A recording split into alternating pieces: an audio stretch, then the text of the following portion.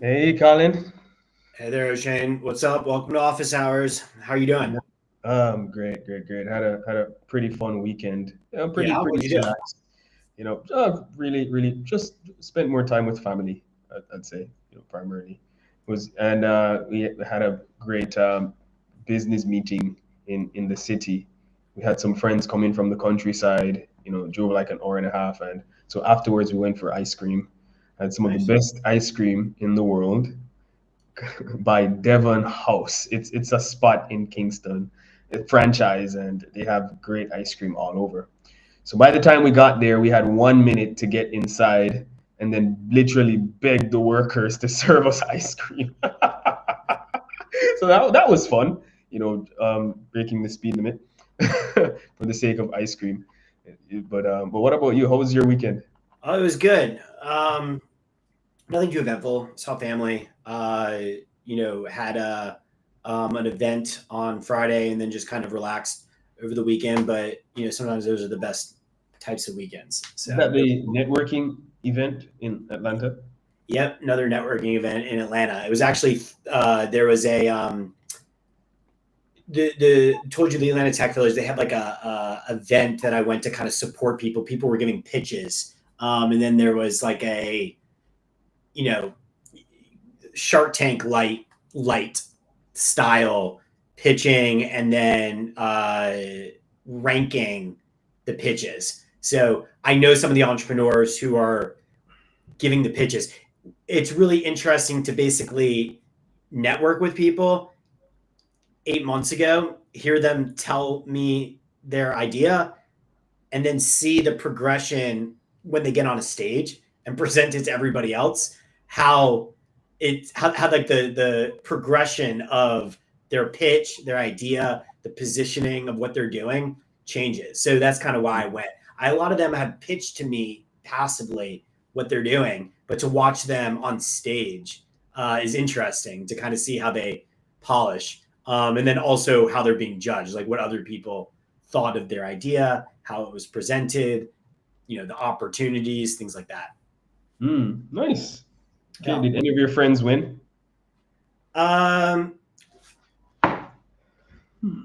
it's Shark Tank like this. I would say that like every this is it's so cliche, but it's like everybody that gets on the stage, I feel like is somewhat of a winner because they're kind of giving everybody like an opportunity to progress. There were certain people who where the winners got a little bit of capital, like non-dilutive capital from some of the sponsors to put towards their mission. The person who won was building an app to allow for people who own uh, charging stations for electric vehicles to have like an Airbnb style ability to rent it out to people who don't have driveways. So if you own an EV, but you live in an apartment or a condo and you don't really have easy access to uh, plugging in your EV, supposedly the problem is for those types of people, and the person who won is one of these people. They don't have a driveway, so sometimes you go to these stations and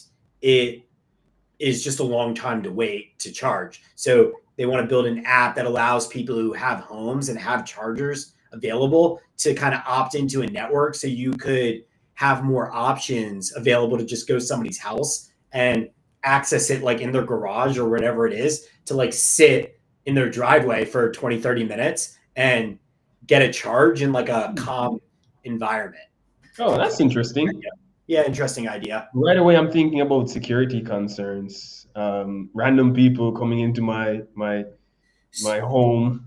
Yeah, so that's a good example. It's like I've talked to the that entrepreneur before, so like having a conversation with them and then hearing them pitch on stage, um, because obviously that is the obvious concern, but they get ahead of it because that's what they said about Airbnb when it started. Airbnb is a lot worse, and people do that. You get in cars with strangers with Uber, so this is Yeah. more like a membership platform, so people are paying a monthly subscription, so people know who they are. The app is Oh, verifying the identity, yeah.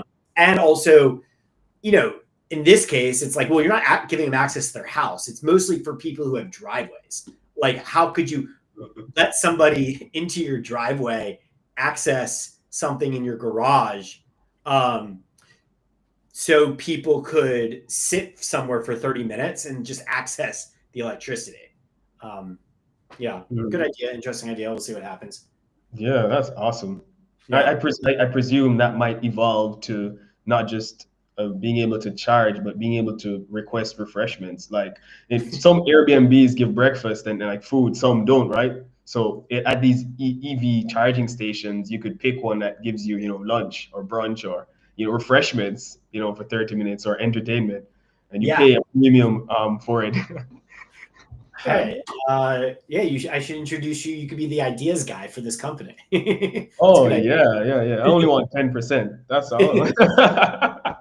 um, but yeah, it's like a lot of people in the community have like these ideas, then they apply for like these cohorts to kind of work with advisors to refine their pitch, refine their ask, refine whatever they need to kind of put it together. And at the end of the cohort, they do like a graduation day, which is their ability to pitch in front of the community, in front of judges for access to capital. And then they wind up giving out some awards. So I find it always interesting because as someone who's in the community, I always kind of meet the people who are doing it over 6 months. But when you meet them at like a lunch or just passively, you hear what their ideas. And a lot of times, I mean, the positioning, I mean, you know, this as like a copywriter, the positioning of how you position your offer is so important for somebody to have it click of like what you're trying to do. And the refinement process of that might require visuals, that might require, distinguishing yourself or saying I'm the Airbnb of this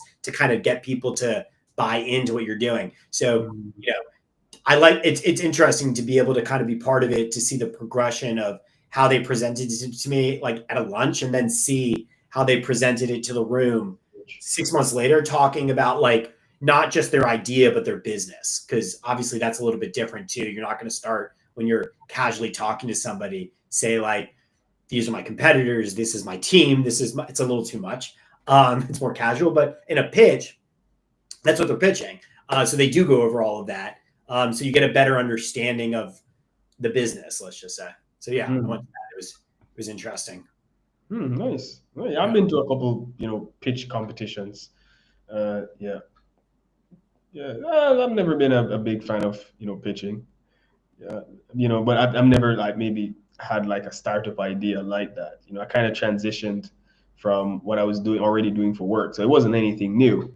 So yeah, You but strike I me have a as friend. a public speaker. Do you enjoy public speaking? Yes, yes. When I did it a lot more back then, I loved it. Writing speeches like the night before and go up and presenting it. I was good at memorizing and practicing. I used various memory techniques to remember my speech, my presentations. And this was mostly for Toastmasters. Are you familiar? Yeah, I am. Yeah, so I was growing in Toastmasters here for maybe like 3 or 4 years. So I really enjoyed public speaking, especially humorous speech. I won a competition, humorous speech contest, here in Jamaica for Toastmasters. Yeah, I lost at the national level, but hey, such is life. At least I had fun, writing it. Um, okay, so Airbnb, Uber. Yeah, go ahead, Colin. No, I was going to say, I was actually, I've gotten a question a lot over the last couple of weeks that I kind of wanted to throw at you that, because I go to a lot of these events, I tell them what I do about helping people with LinkedIn. And I find that I meet so many different people at so many different paths along their product cycle, career cycle, right? Because those types of people some of them are pre-development, some are post-development, some are ideating ideas. So I always like to meet people where they're at when it comes to LinkedIn. And so my question is, because I always kind of go through the idea of like LinkedIn can be a lot of different things to a lot of different people. It can mean a lot of different things. You could get different types of results. So it's a matter of kind of anchoring on like, well, what do you want to achieve? So my question to you, that I was just curious how you would answer this, is what do results on LinkedIn mean to you? Like, what are you trying to achieve for myself, understanding for the audience? Like, what do you want to get out of LinkedIn? Hmm. Yeah, great question. I want revenue. I want reliable revenue, but I also want meaningful connections, connections that translate to actual, friendships, to actual engagements, because people don't just want money. People also want influence. People want to know that they can call on someone in a different field or industry or pivotal area of work and be able to ask questions or pick their brain or even get a leg up in some way. So I'd say revenue and reliable connections, I'd say, is what I want. When you started on, I mean, you must have been on LinkedIn for a decade at this point, right? Like, I would imagine at least. I was there, but I wasn't actively using it till maybe So 2020. Yeah. exactly. So what changed in your mind? Do you remember? Was it an instant, or was it a person or a situation like that made you think that you could get both of those things out of LinkedIn? The reason I say this is because I feel like for a lot of people that I speak with, there's an awareness problem. So it's great that you have awareness on how to answer the question around what it is that you want to achieve. But how did you come to that awareness of that it's possible to do those things? Hmm. Yeah, thank you. I think it's all started with a client I had via Upwork. They recruited me to manage LinkedIn automation campaigns. And if you're not familiar with automation, this is for the audience. I know you're very aware, Colin, but automation campaigns, they replace some of the manual work that you do in connecting with people on LinkedIn. So manually, you would search for someone, look at their profile, click connect. And when they accept, you send them a message that's handwritten, you type it out, or you copy and paste it. And if they don't respond, maybe you go back in and you check on them if you can even remember who you messaged last week. Now, automation allows you to do that at scale using technology. So you can input instructions into various automation software, and it will run these actions on your behalf. So they were selling the automation LinkedIn automation service, and they needed someone to keep track of the responses that were coming in for their clients and book meetings, set up appointments, etc., etc., etc. So it was when I entered that world that I realized, oh, whoa, this is a thing. I didn't even know this existed. I didn't know you could automate your LinkedIn profile. I didn't know you could grow your LinkedIn without even being there. I didn't know you could book appointments if you have the right messaging. And so they got frustrated though. They had so many problems and bugs with the tool that they were using. But I simply just looked, I looked for a different tool. Just looked for a different tool, tested it out, and it worked. And ever since then, I've been running my own campaigns, been reaching out, and also helping other people to do the same thing effectively. So that's when I realized that, oh, you could find revenue on LinkedIn. But over time, I'd say reliable connections, I'd say I realized that I'd say maybe recent. I'd say maybe a year or two ago, but more so when I met you.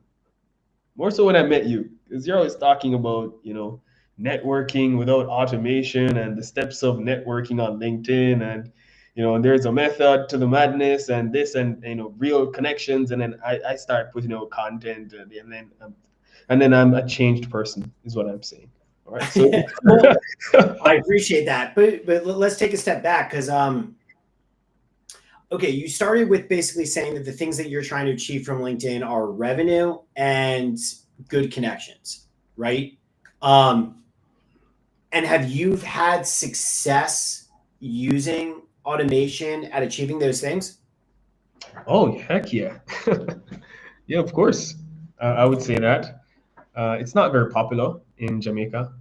You know, I don't know why. I'm one of the few people in Jamaica that do this. I guess I stumbled across it by accident, anyways, through Upwork. So I'm one of the few people that do that, and I've run campaigns locally, have totally crushed it. I've done like really well for clients, for my own business as well, and it's also a service that is sought after on Upwork as well by clients in the U.S., Canada, and Europe. And so there's a market for it, and yeah, and I've had a fair share of success running these campaigns. That so for full disclosure for the audience, and I know that I've spoken with you about this, I started where you were at. I started with automation. I was early to the game where I saw that you could. I've had a technical background where I loved exploring tools. So I started exploring those types of tools Mm-hmm. by myself back in like 2016 and 17. So I was really early to the game using it for myself. And I did initially have some success in automating engagement. So I automated the outreach and it led to engagement with the right messaging.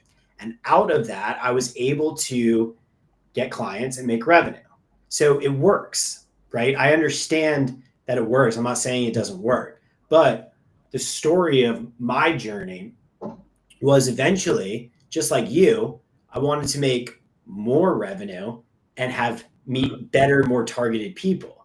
And I found that in order to accomplish that, you're at it's like a fork in the road, right? If you've reached a place where the automation is working, um, how do you ensure that you're getting better clients and making more money? To me, the only solution that I found was to get more targeted and be better at getting results for people. And so I was kind of capped in how good the automation was, right? It wasn't on me, it was on the machine. So I was relying on the machine to get the results. And this is where there was an aha moment for me, that, again, going back to the awareness side of things, I feel like a lot of people just aren't aware of it. And a lot of times you have to go through maybe one fork in the road to kind of understand where the end is, to kind of see where it leads, to then realize, well, maybe there's a different path that gets me to Mm-hmm. where I want to go. And for me, that was what my story of automation was. I went down the path of automation.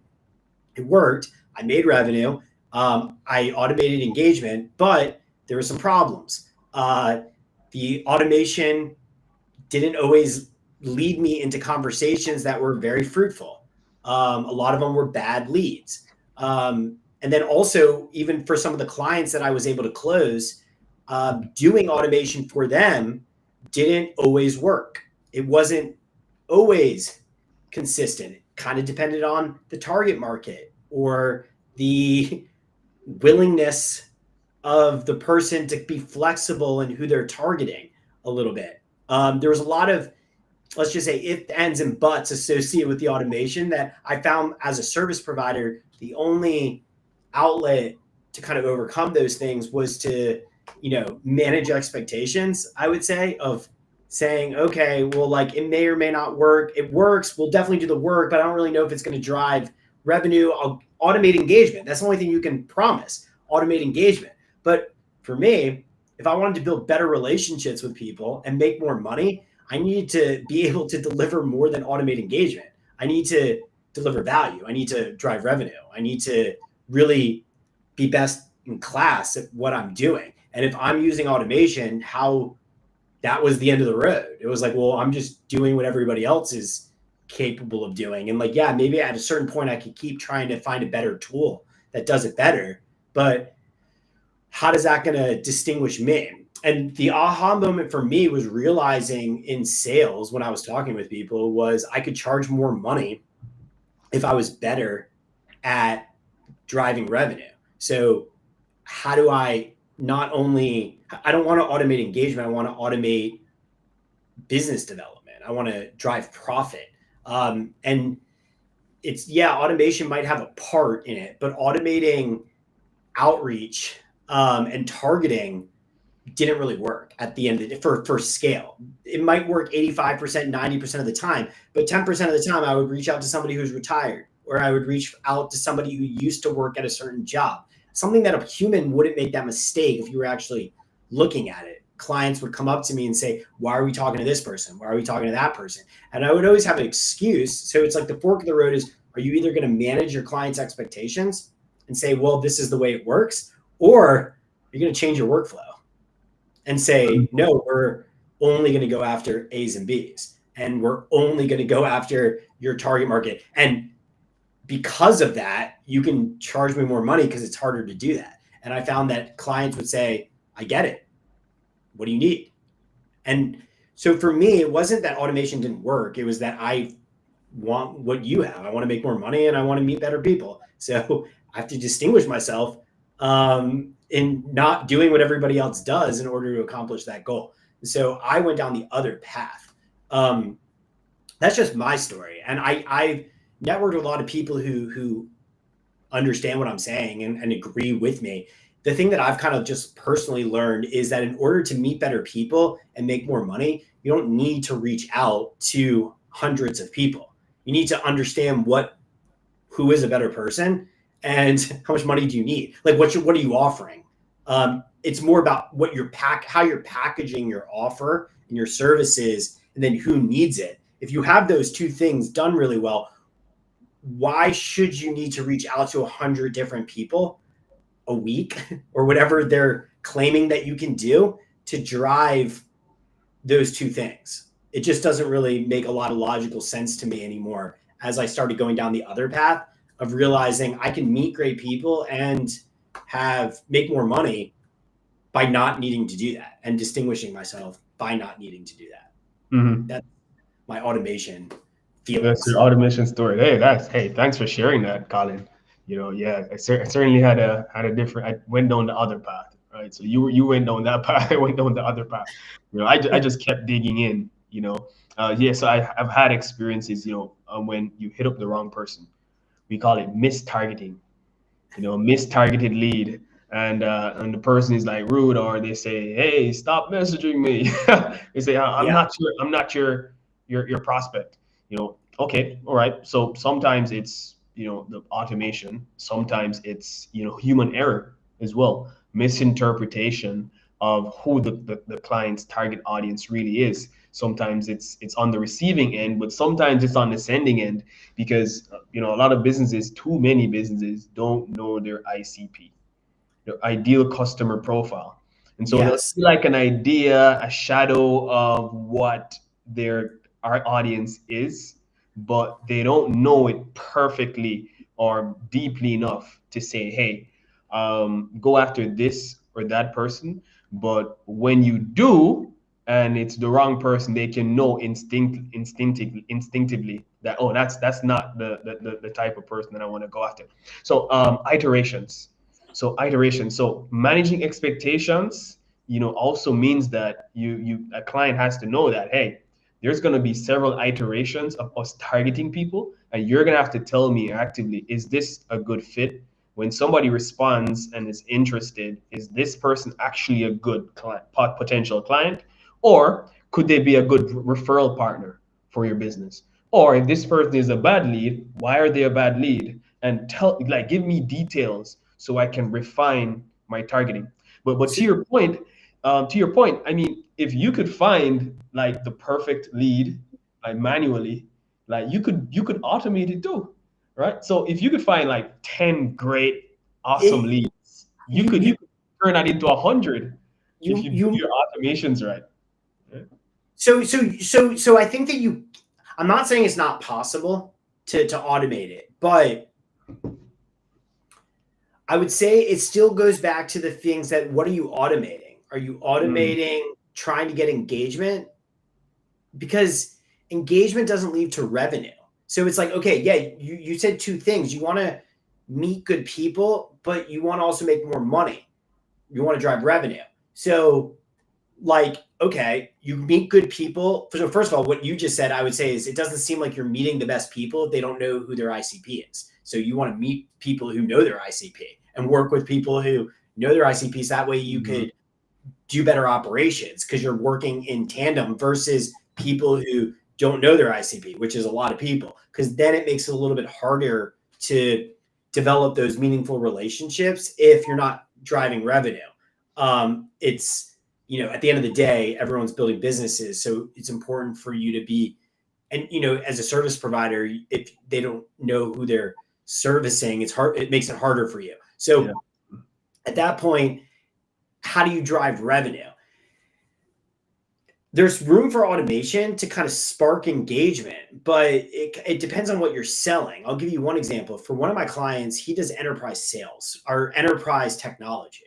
So there's use for automations because his systems are so complicated and they're targeted with a specific type of technology that we could gather a lot of leads externally about like technology that uses this area, or like he knows his ICP, let's just say. It's really unique because he's built software around people who have a certain type of problem.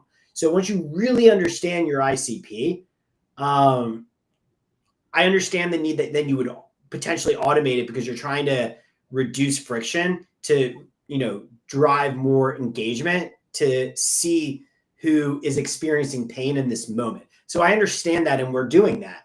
But if you're in a world where you're helping people figure out their ICP, and they don't know their ICP, I found that if you learn more by just reaching out to 10 people and trying to see if you could build relationships with people in a particular market, especially on LinkedIn, because that was just my, like, for the clients that I would work with, this was kind of another one of my insights where, okay, I would, I get a client, they didn't understand their ICP. I would first initially want to set up automations for them. The automations would spark engagement, maybe even get on a call, but because they don't really understand what they're selling, they wouldn't drive revenue. And right. So that was kind of the reality of what was happening that then led to me maybe losing a client. They couldn't afford to pay for it. There was a lot of problems associated with that. So what I found was, okay, why don't we stop doing this? And what if I just reach out with you for 10 people that you think are your ICP that we found through Sales Navigator, try to open up conversations and do diagnostics. Ooh. What do they like? How, like, really honing in on the process of what we're doing. How are they responding to the messages? How do we personalize the experience? How do we, how do we position this as a discovery call instead of a pitch call to try to learn from this ICP as we get this started? And I found that by personalizing each experience, reaching out to people, we wound up in a better situation with more data that was relevant for us to iterate to do the next campaign. Does that make sense? Yeah, I get you. Yeah.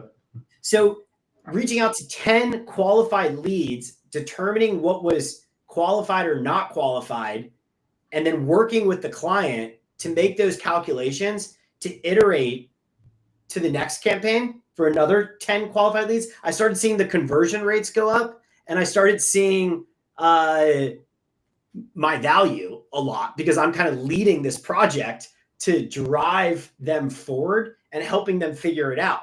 And then I started thinking to myself, well, this is a lot of work. It's a lot. Yeah. This is not as easy. This is not as easy as automation.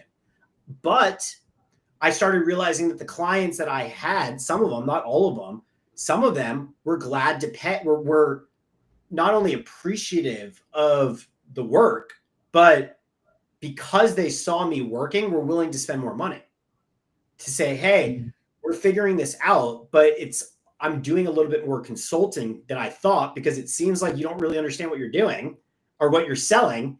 Because of that, I want to extend my services to an extra $500 a month for this consulting part of it, because I don't think that you're ready for automation because you haven't figured this out yet. And we need to kind of work through your sales process. And good clients would say, you know what? I agree with you. I don't really know what I'm selling either. Let's continue this going. And for me, it was the aha moment where I was like, oh my God, this is a better client and I'm driving more revenue. Yeah. And it's a little bit more fun because I feel like my effort it's like easier to do this work. in a way for the right client that kind of was appreciated. I had to do research. Mhm. It was more creative too, because it was like, well, who is a good target customer? How do we get them on meetings? How do I get better at the craft of personalizing messages, finding them, opening up conversations, like working with the client on sales type of help.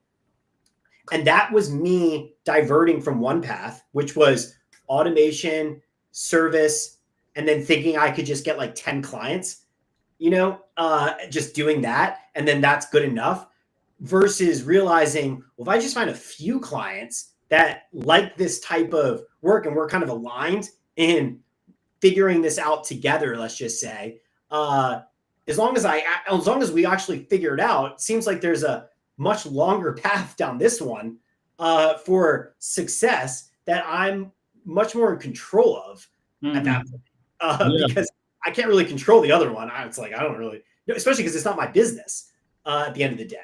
I love Uh, that. Yeah. yeah. I'm not saying that you can't find room for automation, especially once you have your ICP. But depending on where you're at in your business cycle and what types of clients you're working with, I like to say it's an awareness thing. It kind of goes back to that initial thing that I was asking you about. What are you trying to get out of LinkedIn? It's like once you have an awareness of what you're trying to get out of it, you could help. I can help you. I can help clients craft a strategy that actually aligns in achieving that goal. Because if your goal is to actually drive revenue, at a certain point, it's okay if you don't know what you're selling, but like you got to figure that out on how to structure your offer in a way that makes it easy to say yes to. Because if you haven't mastered that, just spraying and praying to a lot of people to automate engagement and like getting somebody to say, yeah, I'll take a look is probably not going to be the type of person that is going to necessarily drive the revenue. You Mhm. might automate engagement, but any sophisticated person who actually has pain is not going to be ready to buy immediately. You got to like warm them up by Yeah, really nurture. Yeah, you got to nurture nurture it, for them. and really understand your target market, or like really nuance of like trying to find people who are in a particular industry, certain type part of their career that want X, Y, or Z and are willing to do X, Y, or Z. And then you could, if you know that deeply, you could. It's easier. You get better conversion rates to open up the conversation and do diagnostics in the DMs in a personalized approach, because you don't necessarily need to get everybody on a call. You could open up conversations in a DM effectively. It's hard to do that though. I don't even think you really can, to be honest, with AI. I know everybody says that AI is going to be able to do that. I haven't seen it, and I've tested a lot of tools. The Yeah. reason is because there's so much context, and also people like relationships. They buy from people that they trust. So when you run into scenarios that make them people think that it's not a real person, like Mhm. you're not setting up yourself for a sales process because there's no trust. Mhm. Yeah. So I like to use AI to start things off, but there you have to step in as a human at some point.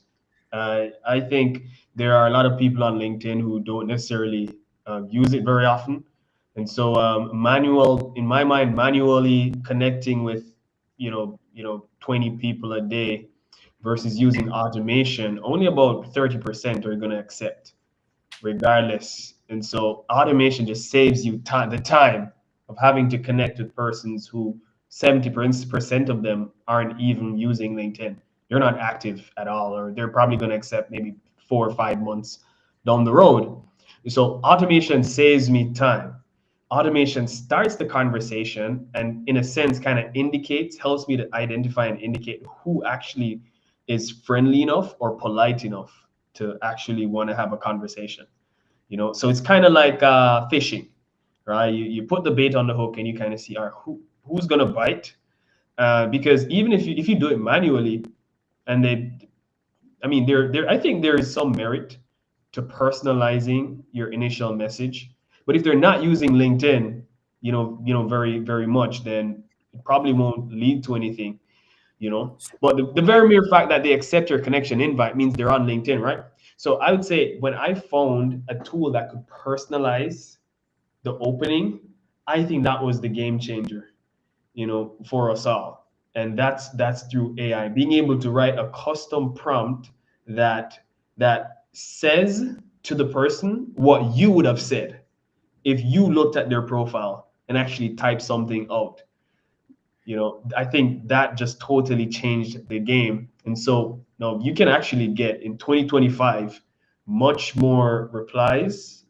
You probably, your acceptance rate probably won't change, but much more replies on the people that you actually DM, because the opening is personalized. Nothing different from what you would do manually. So I got pretty excited, in 2025 when I saw AI, being able to do that. Just a few tools can do that on the market, but it's going to become, more and more prevalent. When that happens, I don't know, because people can't even tell if you're a human or AI anymore, and I which think they is just which is shut why down. you want to. So again, I totally hear what you're saying. You're optimizing around connection requests, right? I'm optimizing around how much money's in my bank account. Mm, That's the only thing I care about in business. I don't care about the connection requests. I also don't care a lot for my clients what the connection requests are. I used to, especially with automation, because you're trying to prove, oh, I'm good with personalizing the connection request. But let's use your fishing analogy, right? Yes, it's like fishing and you want to bait people and hook them in. But you know what's a better way to do fishing is to know where you're at, where are you going fishing, what type of fish are prevalent in that area, and what type of bait do they like, and then be prepared to optimize around what you're doing at all mm, times, and not just spray and pray and hope for the best. So in your what I do, and again, this is like the fork in the road, because in one path it sounds good, but do you know how to do all of that, right? Like, I'm not saying it's easy. I'm saying it's actually hard, but it's a learnable skill that you can get better at over time if you're willing to do the hard work. And I'll give you the answers. I had to figure all this out. Was one, using Sales Navigator. When you automate things through Sales Navigator, you're using keywords to pull things in, right? That's kind of how it works. And it's just long lists of reaching out to people versus getting good at using the filters of Sales Navigator. There's a filter on Sales Navigator that says recently active on LinkedIn in the past 30 days. I only reach out to people who are recently active on LinkedIn because of the reasons that you said. If you're not mm, active on LinkedIn, I'm not trying to talk to you. So that automatically optimizes my conversion rates. Then I also have ways where I can dive into keywords, years of experience. First, or I usually try to go for second degree connections specifically versus third degree connections. So it's like second degree connections in a particular region that are recently active on LinkedIn, that are in a particular domain. So when I get that targeted, now the connection request, to be honest, is not that hard to personalize because it's all the same. And so my mm. connection requests are not that different from when I was using automation. So I agree that you want to personalize it. And obviously using automation to personalize that, might influence the conversion rate slightly. Let's even say that the automation gets 30% connection requests or acceptance rate, and Yeah. I manually only got 20%. So theoretically automation won. But who do you think is going to be in a better position to respond to the message? The one who's literally never seen who the person is before, or the person who actively chose them, knew why they chose them, have read their profile, are excited to talk to them, and then know exactly what to say to open the conversation? Mm. Yeah, you have Which a point there. You have a point. You have a right? point. So one's more prepared than the other one to say, oh, this person responded. And oftentimes the acceptance request might just be like a great, because that's the reality of like, you send a personalized connection request and say, I would love to add you to my professional network. And then somebody accepts and says, great. Now what do you do? Again, to optimize toward open, are you automating? You can automate engagement, but you can't automate developing a relationship with another human being. You just can't do it. So at a certain point, you got to jump in. What sets you up for success in the jump in? The person who's prepared and knows why they chose them in the first place very selectively, like literally from a list, or the person who literally is just jumping in for the first time, excited that they are willing to kind of pull it in and see what happens. Hmm. Yeah, I think there's merit to both, because let's take somebody who they did their sales navigator research, highly targeted. They're active on LinkedIn. They're in a particular geographic region, and they have a certain title. You know what they do, highly targeted, and then you actually take, instead of connecting manually, you run that through automation, and then those that accept, then you actually you dive in, and you have those hyper personalized conversations, because you do know why you put in the search filter anyways, right? You do know why you connected with them or you added them to your list. So it's just, so you have an opportunity to do your research after they've responded. Like like you don't have to do all that work on the front end before they've even accepted your connection invite, or before they've even responded, right? Automation allows you to only respond to the persons who care about talking to you, because even if you think they're great and you're excited to talk to them, they might not even care to talk to you, even if you have a viable product that they can use. So I think automation is kind of like that first wave that helps you to identify the ones who actually want to talk to you, and then you apply those amazing skills that you have, doing your research, looking through their profile, finding points of conversation and points of common ground to further the interaction and drive the conversion. So I think automation just saves us some time. It's like driving a car instead of riding a bike. All right. But that's what I think. All right. I hear you, but you didn't say that you're trying to get time savings out of LinkedIn. You said that you're trying to meet great people and drive more revenue. Mhm. So It's a bonus. Woohoo! I would say that in order to do both of those things, I'm just speaking for myself, I found that the great people and the revenue comes from doing a lot of the things that take a lot of time.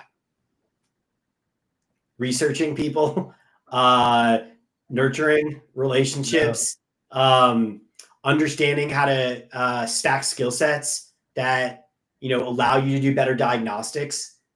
Mm. Like there's no shortcut to doing those things. Like just getting better at it is kind of my point, right? It's skill Yeah. sets, Let right? me add to that, Colin. You're right. You're right. And so a lot of people who want to engage in outreach, and I've recently had to start doing this since 2024. Uh, they want to they want continuous outreach through automation, but they don't want to engage outside of the inbox. They don't Yeah, want to comment. They don't want to actually follow your prospect, look at the things that they're posting, and make yeah. comments or ask specific questions about that. And also they don't want to put out content.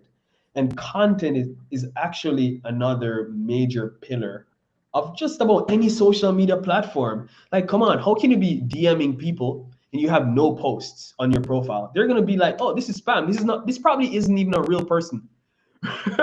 But when they see you actually having relevant content, like you're putting yourself out there, you're not afraid to do maybe like video content, and you're speaking to the camera, like letting people experience you so they can see that, okay, this person DM'd me, but they're also a real person. They also have value to add. And I think that's the other pillar that helps with conversion. It's not just automation. I found that out the hard way. Um, I think that is great advice. I think you're spot on. Yeah. You kind of jumped ahead too to, if we're at a fork in the road and you're going down the automation path. I went down that path. I pivoted and I went down this path to say, hey, I could go deeper with clients and charge more money if I don't do that. At the next stop on the train down that path, I started Mhm. realizing what you just said and said, hey, to get better results on LinkedIn and to help them even more, I got to do more services. I got to help them create content. I got to Content. help them comment on people's posts. I got to do more broad account management. And the right clients who I would say that to would say, you know what, I agree. We should create content. We should post. We should think about this more holistically. And then I would say, well, I got to charge you more money for that. And they would say, okay, I agree. But like, let's do more holistic account management. So my point in sharing all this is I think you're spot on. This was my service-based path that we're kind of outlining where I was like, oh, automation's great.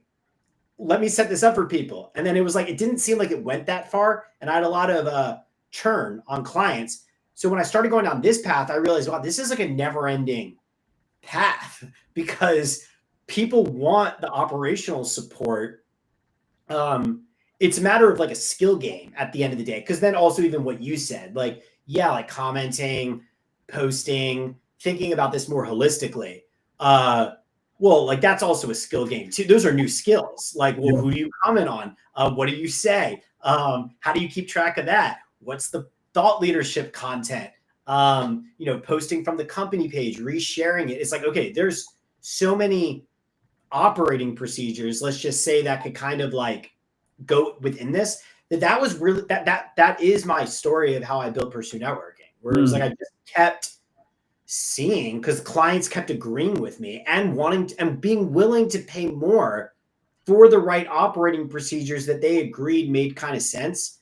That it was more services than automation. That was essentially the big insight that I had, where people are willing to pay good money for services, especially with trustworthy, integrity-based people who are like aligned with understanding their ICP. Because at the end of the day, it all goes back to like, well, who are they trying to target? Like, how do you either meet or train other people to kind of, track certain things, or use extraneous software that might be automation, but like in the right way that helps us, get them better results, let's just say, in ways that they would never be able to figure out on their own.